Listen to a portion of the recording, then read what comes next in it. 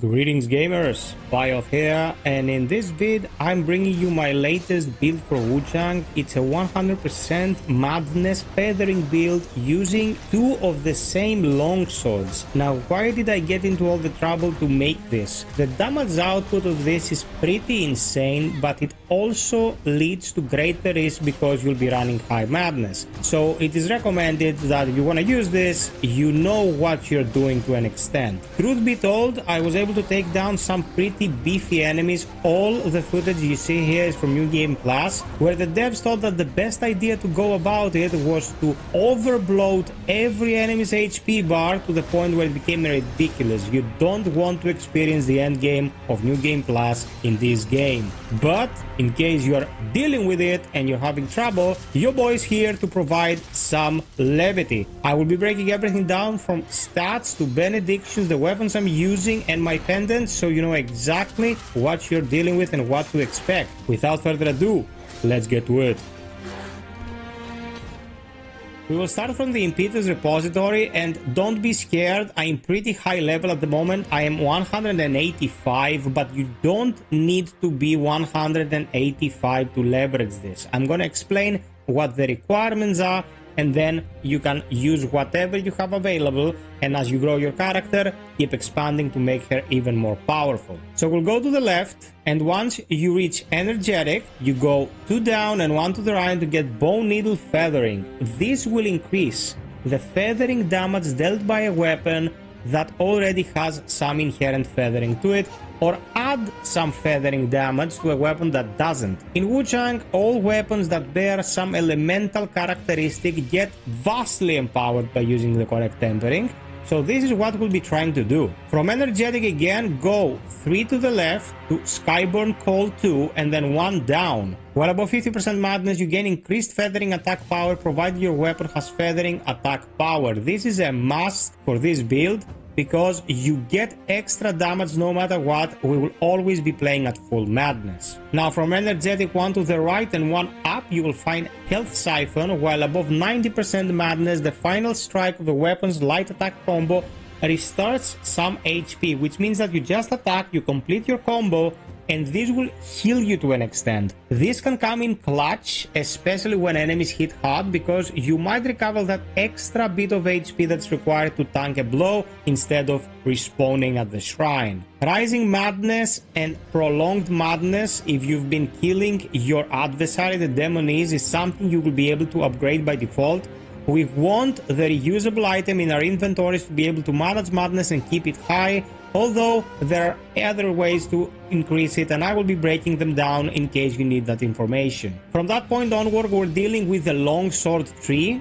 Go all the way down, keep upgrading. You want sword counter and its upgrades if you wanna fight humanoids in New Game Plus or in general, because this counter attack pretty much debilitates them 100%. Super useful. And to be absolutely honest with you, all the abilities that I found in this game are pretty much horseshit. I've tried them all, like corrosive fury and all that, but they don't do that much damage. My best tool throughout the entirety of New Game Plus, to be absolutely honest, has been the light attack combo that also heals you at the end. The only one that really cuts it is sword counter, because it is amazing against every enemy that uses a sword, any kind of blade. These will 100% debilitate them, and you can counter them and dish out damage. As for the weapon art, it is what it is on the weapon that we are using, so there is no need to talk about anything else. Get sword counter, save the rest of your nodes, and you'll be all the better for it. I would urge you to pay attention to this specific vitality node because it can be upgraded 3 times, as well as this and various others in the various trees around the game give you the ability to up them more than once, up to 5 times in some cases. From then on, you wanna up your feathering as much as possible. Put as many points into nodes related to feathering as you can spare. In case you wanna increase your HP pool, by the way, the axe tree is very helpful when it comes to this, because it gives a lot of vitality nodes pretty much early on. You can grab these at no additional cost other than a couple of nodes tied to the axe itself, and it's a pretty good investment if you want to raise your health beyond the 1800 threshold. Also keep in mind that this weapon benefits a lot from agility, apart from feathering, so agility nodes like this that give you a +5 in the longsword tree and in other spaces will benefit you. You don't need any strength at all for this build. It does not draw any scalers from strength, so you can just ignore strength altogether. Now let's go to tempering. Of course, the acupoint at the left is our feathering one.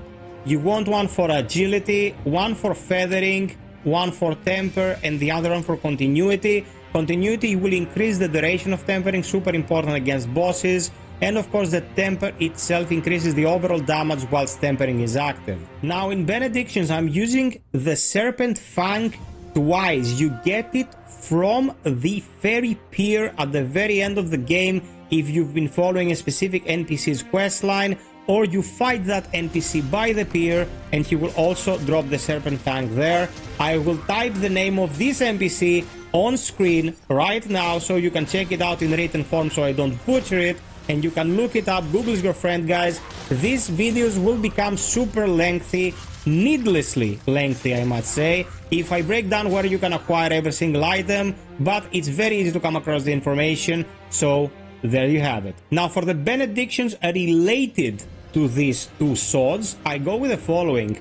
My sword counter one has Oath, Blocking Clash, Memory, Skyborn Rejuvenation, and Wisdom Counter Force, and this makes counters and blocks by extension very, very effective. For my other blade, where I use Corrosive Fury, I'm using Oath, Vitality Ferocity, Memory, Vitality Ward, and Wisdom, Skyborn Force. Why do I go with this? Because they also give you set bonuses, and in the late game, these set bonuses can be pretty useful if you wanna optimize. There are other sets that you can utilize, but I think these are pretty thematic, especially for this one when it comes to the sword counter.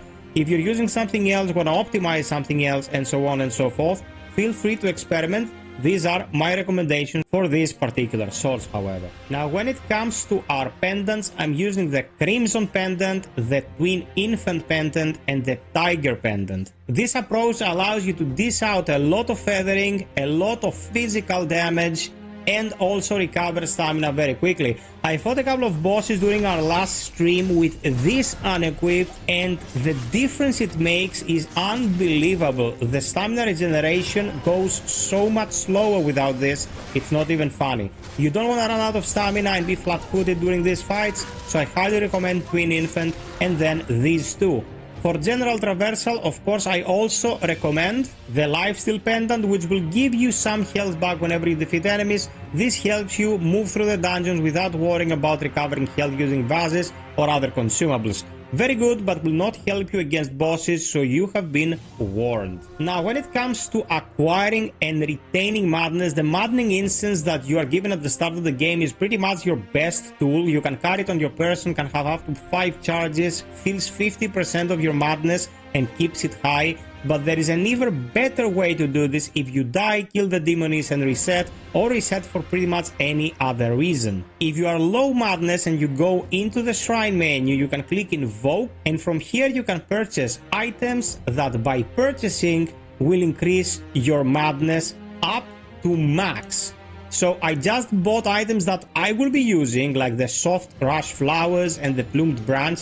The plumed branch especially, guys, is a fantastic item, has saved my skin more times than I can imagine, and I got my madness to 220 out of 227. Kill a couple of human enemies and you're maxed out, or even use the maddening instance if you feel like it. So this is it, gamers, my 100% madness feathering massacre build. I hope it helps you attain victory throughout New Game Plus and beyond. If you have any recommendations, suggestions, or other ideas to optimize this, please leave them in the comment section below. Sub, like, and hit the notification bell. I'm covering everything in Wuchang. Until next time, be well, stay frosty, and always strive for perfection. Cheers!